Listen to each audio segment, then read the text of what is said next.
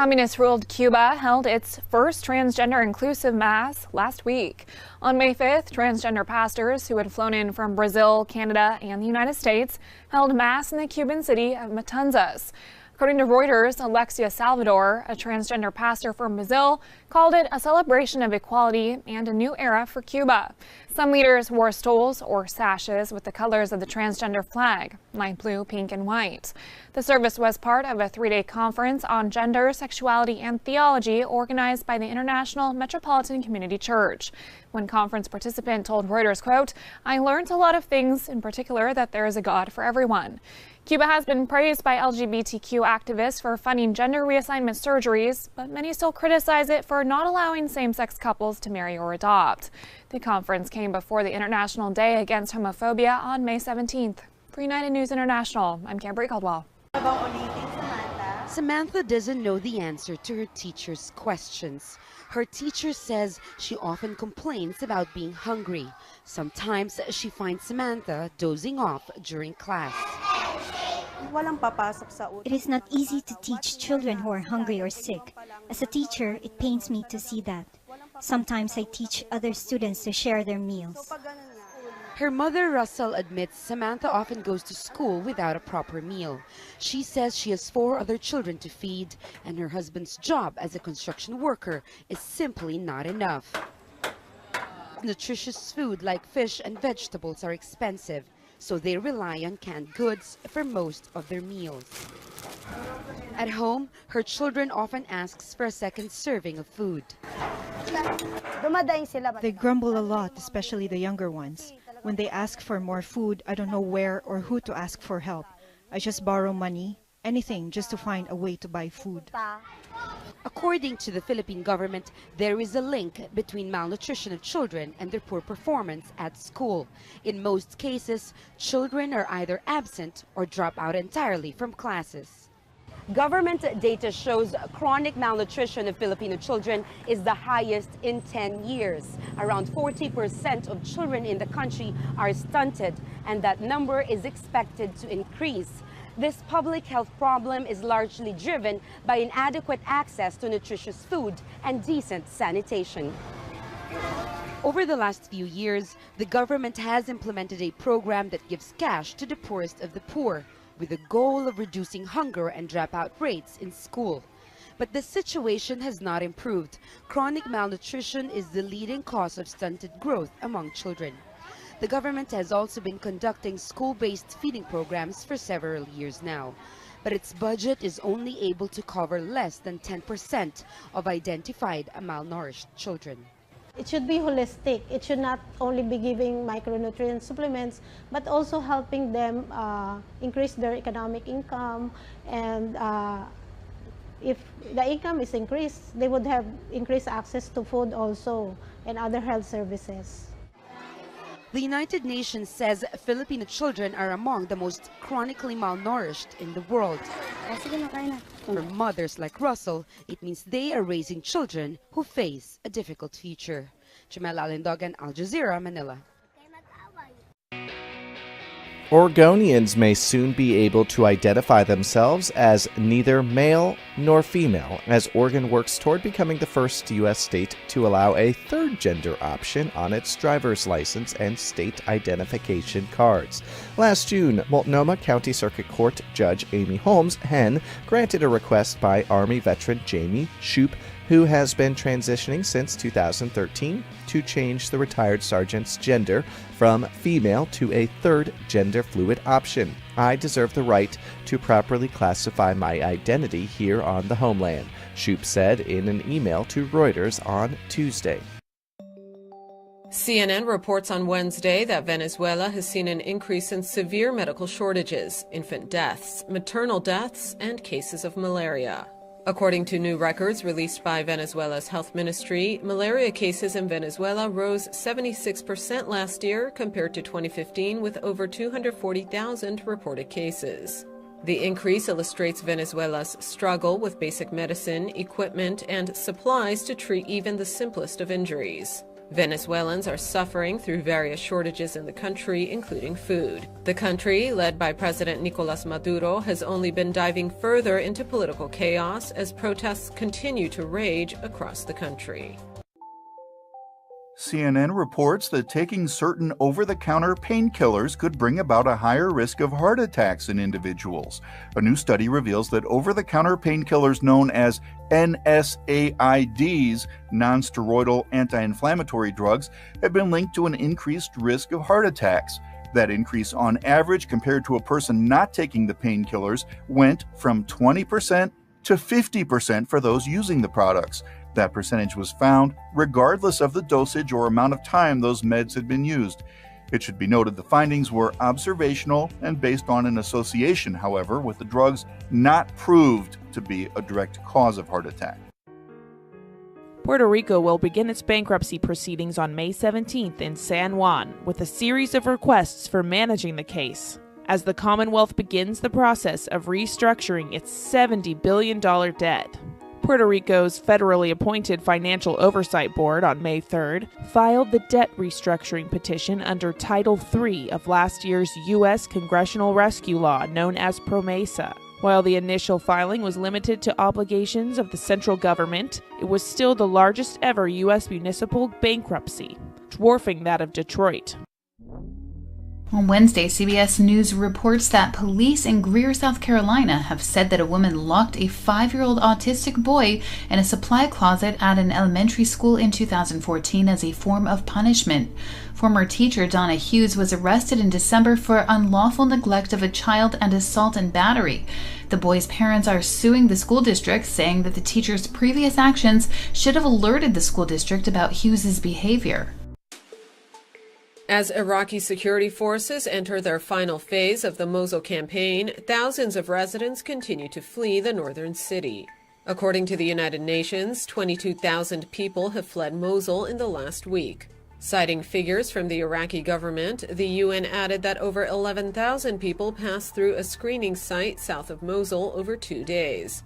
Those fleeing the city stated the harrowing escape was fraught with danger because Islamic State militants shot at them.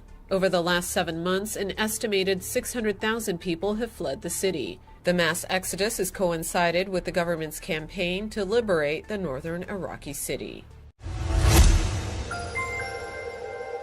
President Donald Trump has approved a plan to arm Syrian Kurds, which the U.S. considers an important ally in the fight against ISIS. The Trump administration announced May 9th that it will arm Syria's Kurdish fighters as necessary to recapture the ISIS stronghold of Raqqa. Pentagon chief spokeswoman Dana White, in a statement, said that, quote, the Syrian Democratic Force, partnered with enabling support from U.S. and coalition forces, are the only force on the ground that can successfully seize Raqqa in the near future. The Syrian Democratic Forces is a diverse militia group dominated by Kurdish fighters. The move comes despite intense opposition from Turkey, which considers the Kurds terrorists.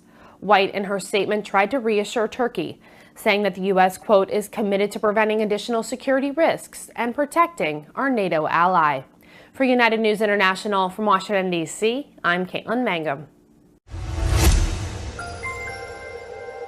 The United States Embassy in the Philippines warns of a possible kidnapping spree. In a statement made on May 9, officials warned terrorists could be planning kidnappings in Palawan province. The U.S. Embassy in Manila advised U.S. citizens to avoid traveling to the area, including popular spots like Puerto Princesa City and the Puerto Princesa Subterranean River National Park. The embassy believes terror groups may conduct kidnapping operations targeting foreign nationals in the area. The statement also warned travelers to avoid large crowds and gatherings where individuals could be targeted. The United Kingdom also alerted their citizens to consider changing their travel plans. This is the latest terror threat stated by the U.S. Embassy in Manila. Previously in April, the embassy warned U.S. citizens from traveling to Central Visayas due to terror threats. For United News International from Metro Manila, I am Crystal Yap.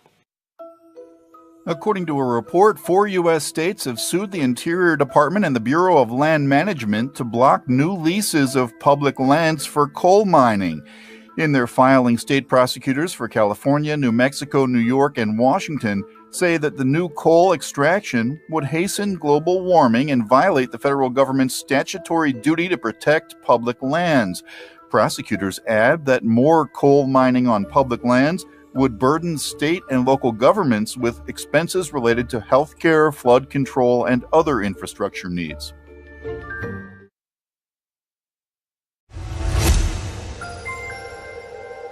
A U.S. Navy ship collided with a South Korean fishing boat. Guided missile cruiser USS Lake Champlain and a 9.8-ton South Korean fishing vessel collided in international waters east of the Korean Peninsula on May 9th. According to the U.S. Navy, the Lake Champlain was conducting routine operations at the time of the collision with the 65-foot boat. That fishing vessel lacked functioning radio or GPS and failed to respond to both bridge-to-bridge communications and the warship's horn. No injuries have been reported. The U.S. Navy and South Korea Coast Guard have launched an investigation into the mishap. The Lake Champlain was operating in the area as part of the Carl Vinson Carrier Strike Group, which was redirected towards the Korean Peninsula amid rising tensions with North Korea. For United News International from Washington, D.C., I'm Caitlin Mangum. On Wednesday morning, U.S. media outlets were reportedly denied entry into a meeting Donald Trump had with Russian Foreign Minister Sergei Lavrov and Russian Ambassador Sergei Kislyak at the White House. Photos of the three laughing and smiling were soon published by the Russian state news agency TASS. The Russian Foreign Ministry also soon tweeted out pictures of the meeting. When asked why of the closed-door policy, a White House official said, "Our official photographer and their official photographer were present. That's it." Most likely meaning that TASS was considered to be the Russians' official photographer. The country Turkey has criticized Donald Trump's plan to send arms to Kurdish rebels fighting ISIS in Syria, calling for an end to the U.S. strategy. On Tuesday this week, Trump authorized a decision to arm the Kurdish People's Protection Units, greenlighting a U.S. policy that has been on the sidelines for years to reportedly avoid confrontation with Turkey. For years, Turkey has viewed the YPG as a terrorist organization which threatens its sovereignty. In a statement, Turkish Prime Minister Binali Yildirim said that the decision was unacceptable and asked the U.S. to reverse this decision, adding, "The consequences will bring negative outcomes not only for Turkey, but also for America." Lightning strikes killed at least 16 people in Bangladesh in a single day. The storms on May 9th injured multiple others as well. The Dhaka Tribune says the killed and injured spanned across 9 districts in Bangladesh and that they were all working outside when they were hit. Rural areas in Bangladesh have been heavily deforested over the years to make room for rice fields. One side effect is that there aren't many trees left to protect people from lightning strikes. News source AFP reports more than 200 Bangladeshis were killed by lightning in 2016. So the country is working on a new initiative to plant 1 million palm trees by June. The hope is that the trees will absorb the impact of the lightning, saving people on the ground below. The new palm trees will take years to grow, though. For United News International, I'm Neela Uni. Nearly 250 migrants are missing and feared dead after 2 boats reportedly sank in the Mediterranean Sea. The United Nations News Center said Tuesday, May 5th, that an inflatable craft sank Friday. 50 people were rescued, but more than 80 are still missing. Another craft sank off Libya's coast on Sunday. 7 people were rescued, but 163 people are still unaccounted for. The International Organization for Migration says those figures, if confirmed, would raise the death toll for migrants crossing the sea to more than 1,300 just this year. The organization says more than 49,000 migrants and refugees have crossed the Mediterranean to enter Europe since the start of 2017. The UN High Commissioner for Refugees said, quote, "There is an urgent need to offer credible alternatives to these dangerous crossings, including accessible and safe ways to reach Europe." For United News International, I'm Cambry Caldwell. Australia will be providing advanced health care for Indigenous Australians and veterans exposed to nuclear radiation. The British government tested nuclear weapons at 2 sites in the Australian outback and 1 in the Montbello Islands off the west coast in the 50s and 60s. Many of the Indigenous people living in these areas were moved, but some stayed and were exposed to radiation.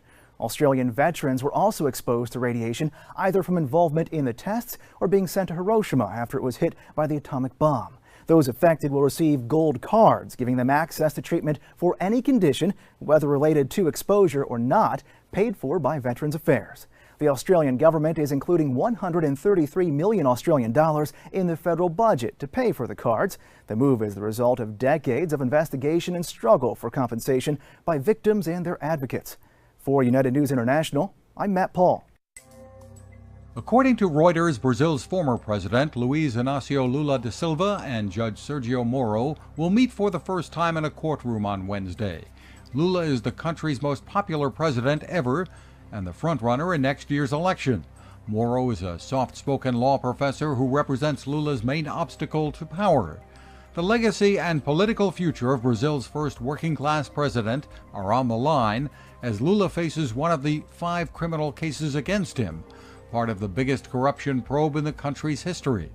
While denying any wrongdoing, Lula and his lawyers have turned his defense into an attack on Moro himself, arguing the judge's track record in overseeing the graft probe has undermined his impartiality. Lula's supporters are traveling from across Brazil to the southern city of Curitiba to protest outside the court. The Cassini spacecraft's farewell tour of Saturn may be focused on the strangely empty space between the planet and its rings, but it's still taking time to do some local sightseeing. Cassini snapped this image of Saturn's largest moon, Titan, on May 7th from a distance of 303,000 miles away. The Cassini mission, which launched in 1997, is scheduled to end in September, when the spacecraft will destroy itself in Saturn's atmosphere. The Dakota Access Pipeline leaked 84 gallons of oil in South Dakota early last month, which an American Indian tribe says bolsters its argument that the pipeline jeopardizes its water supply and deserves further environmental review. The spill was relatively small and was quickly cleaned up. The state's Department of Environment and Natural Resources posted a report in its website's searchable database, but it didn't take any other steps to announce it to the public, despite an ongoing lawsuit by 4 Sioux tribes seeking to shut down the pipeline. A suicide prevention organization is turning to new technology in an effort to try and stop people from taking their own lives. On May 9th, the Japan's Times reported that a nonprofit will start using drones to monitor cliffs in Fukui Prefecture that have become a notorious suicide destination. The group told the newspaper that suicide rates have plummeted since they first started patrolling the cliffs in 2004, and that their volunteers have talked 586 people out of taking their own lives. The organization, however, said that's not enough and hopes that drones will allow it to cover more ground. Japan's suicide rate has decreased since it peaked in 2003. However, it still remains one of the highest in the world. According to the National Police Agency, 21,897 people committed suicide in the country last year. The Suicide Prevention Group plans to begin using the drones next month. For United News International, I'm Neela Uni. President Donald Trump abruptly fired FBI Director James Comey less than a week after House Republicans voted to dismantle Barack Obama's health care law. It is only the second time in history that an FBI chief has been removed from office. Amid ongoing FBI and congressional probes of Russian meddling in last year's presidential election and possible contacts between the Trump campaign and Russia, on Wednesday, Trump met with Russia's top diplomat. As voters' opinions on Comey's dramatic sacking seemed to divide along familiar partisan lines, Republicans and Trump supporters saw it as necessary, while Democrats viewed it with suspicion. The collapse of a tunnel containing radioactive waste at the Hanford Nuclear Weapons Complex underscored what critics have long been saying, that the toxic remnants of the Cold War are being stored in haphazard and unsafe conditions, and time is running out to deal with the problem. Unfortunately, the crisis at Hanford is far from an isolated incident, said Kevin Capps of the anti-nuclear group Beyond Nuclear.